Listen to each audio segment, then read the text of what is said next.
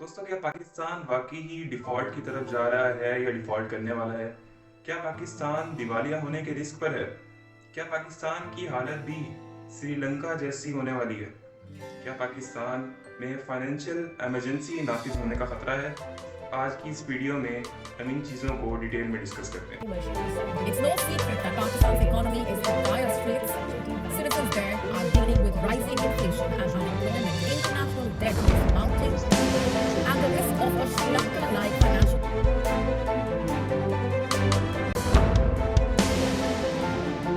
किसी भी मुल्क के दिवालिया होने या ना होने के बारे में हमें किस तरीके से पता लगता है? इसके बारे में इकोनॉमी के एक्सपर्ट्स जो बात करते हैं वो ये है कि जब भी कोई मुल्क अपने बैरूनी कर्जों की किस्तें और उन पर जो मौजूद सूद होता है उनको अदा करने से कासिर हो तो उस मुल्क को इकोनॉमी के एक्सपर्ट्स दिवालिया करार दे देते हैं। अब दिवालिया होने के, डिफॉल्ट पर होने के कुछ सिम्टम्स होते हैं, कुछ अलामात होती हैं। नंबर 1, वो मुल्क पेमेंट्स रोक देता है इंपोर्ट्स की, यानी जो हम बाहर से सामान इंपोर्ट करते हैं अपनी ज़रूरियात ज़िंदगी का, उनकी पेमेंट्स नहीं की जाती। इन शॉर्ट अगर मैं कहूँ कि एलसीज नहीं खोली जाती, यानी जो सामान हम इंपोर्ट करते हैं हम दूसरे मुल्कों को अदायगियाँ बंद कर देते हैं। इसकी पहली अलामत, पहला सिम्टम इसका यही है। नंबर 2, जो मुल्क चलता ही कर्जों पर हो उस मुल्क के लिए उन कर्जों की किस्तें अदा करना मुश्किल हो जाता है, जिसकी वजह से लोग उस पर ट्रस्ट करना, उस पर एतबार करना छोड़ देते हैं। उस मुल्क में कोई इन्वेस्ट नहीं करता, इन्वेस्टमेंट कम हो जाती है। नंबर 3, उस मुल्क के करंट अकाउंट का खसारा बढ़ता चला जाता है वक्त के साथ साथ। अगर टाइम पर उसे कंट्रोल ना किया जाए तो वो मुल्क डिफॉल्ट कर सकता है। दिवालिया होने के असरात क्या होते हैं, उसके इफेक्ट्स क्या होते हैं? नंबर 1, उस मुल्क की क्रेडिट रेटिंग कम हो जाती है, यानी उधार पर चीज़ें मिलना बंद हो जाती हैं। उस पर ट्रस्ट ही नहीं रहता कि यार अगर हम इन्हें सामान देंगे भी सही तो इसकी पेमेंट्स हमें मिलेंगी या नहीं मिलेंगी। लोग डाउट में पड़ जाते हैं, लोग शक में पड़ जाते हैं। इस वजह से उस मुल्क में इन्वेस्टमेंट आना बंद हो जाती है, लोग उस पर ट्रस्ट ही नहीं कर पाते। नंबर 2, उस मुल्क को इंटरनेशनल लेवल पर भी कर्जे नहीं मिलते। एक तो कर्जे पर इंपोर्ट्स नहीं होती, उधार पर इंपोर्ट्स नहीं होती, और नंबर 2, उस पर उसको बैरूनी कर्जे, इंटरनेशनल कर्जे मिलना भी बंद हो जाते हैं। यानी जो मुल्क चलता ही कर्जों पर हो उस मुल्क के लिए अपने मामलात को चलाना मजीद मुश्किल हो जाता है। नंबर 3, उस मुल्क के बहरी जहाज कब्जे में ले लिए जाते हैं, यानी हम अपना सामान बहरी जहाज़ों की मदद से ट्रांसफ़र करते हैं, दूसरे ममालिक में एक्सपोर्ट करते हैं, तो वो जो जहाज़ होते हैं वो दूसरे ममालिक कब्जे में ले लेते हैं एज अ गारंटी या ज़मानत के तौर पर। एंड नंबर 4, उस मुल्क की करेंसी की हालत, उस मुल्क की करेंसी की वैल्यू तेज़ी से नीचे गिरती है, और international currency I mean dollar के मुताबिक, डॉलर के मुकाबले में वो मुल्क तेज़ी से नीचे की जानिब गिरता है। अगर वक्त पर करेंसी को स्टेबल ना किया जाए तो वही सूरत हाल होती है जो कि वेनेजुएला में हुआ था। वहाँ पर मईशत इतनी डाउन हो गई थी, करेंसी की वैल्यू इतनी गिर गई थी कि करेंसी नोट ज़मीन पर पड़े रहते थे और लोग उनके ऊपर से गुजर जाते थे, यानी बिल्कुल बेवकत, बिल्कुल कोई वैल्यू ही नहीं थी उनकी करेंसी की, उनके नोटों की। ये तो हो गया दिवालिया होने का इंट्रोडक्शन और उसके सिम्टम्स और उसके असरात। अब आते हैं पाकिस्तान की कंडीशन पर। क्या पाकिस्तान को भी इस तरह के हालात का सामना है?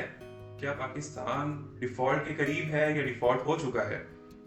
क्या पाकिस्तान की हालत भी श्रीलंका जैसे होने वाली है? क्या पाकिस्तान भी इस तरह के हालात से गुजरेगा? अब जो डिटेल्स मैं आपके सामने रखने वाला हूँ इससे आपको अंदाजा होगा कि हम कहाँ स्टैंड कर रहे हैं।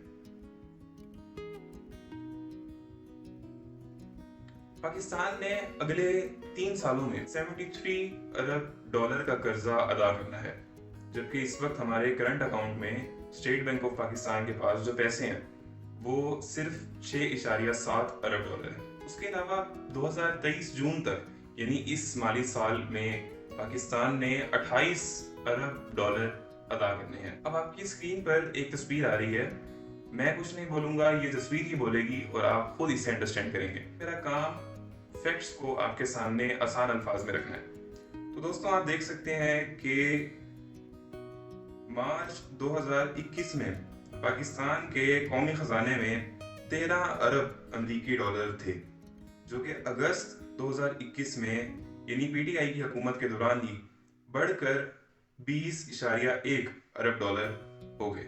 उसके बाद जब आलमी मंडी में तेल की कीमतें बढ़ी, चीज़ों की कीमतें बढ़ी, तो हुकूमत को कौमी ख़जाने से पैसा बाहर निकालना पड़ा गरीबों की हेल्प करने के लिए और इंपोर्ट्स को बढ़ाने के लिए। इसीलिए मार्च 2022 में ये अमाउंट 20.1 अरब डॉलर से 16.2 अरब डॉलर तक आ जाती है। अब अगर हम बात करें तो ये रकम 16.2 अरब अमरीकी डॉलर से गिरकर 6.7 अरब अमरीकी डॉलर तक आ जाती है। यानी इतना बड़ा लॉस, इतना ज़्यादा पैसा हुकूमत ने खर्च किया।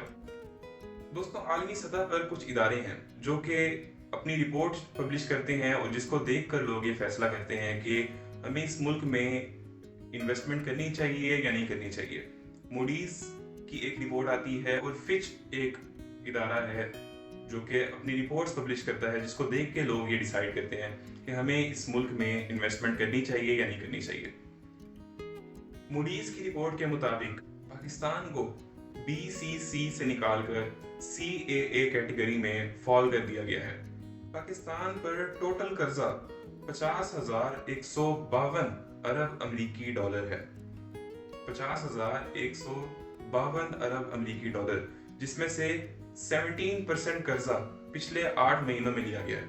जबकि मैंने पहले भी बताया कि पाकिस्तान के करंट अकाउंट में इस वक्त सिर्फ 6.7 अरब अमरीकी डॉलर हैं और इसमें से गालिबन 6 या इससे कमोबेश वो पैसा है जो पाकिस्तान के दोस्त ममालिक ने स्टेट बैंक में रखा हुआ है पाकिस्तान की इकोनॉमी को स्टेबल करने के लिए, उसको स्टेबलाइज करने के लिए। तो दोस्तों, ये था मेरा छोटा सा एनालिसिस जो मैंने आपके सामने बेहतरीन अंदाज में रखने की बहुत कोशिश की। अगर आपको वीडियो पसंद आई है तो ज़रूर लाइक करें, मेरे चैनल को भी सब्सक्राइब करें।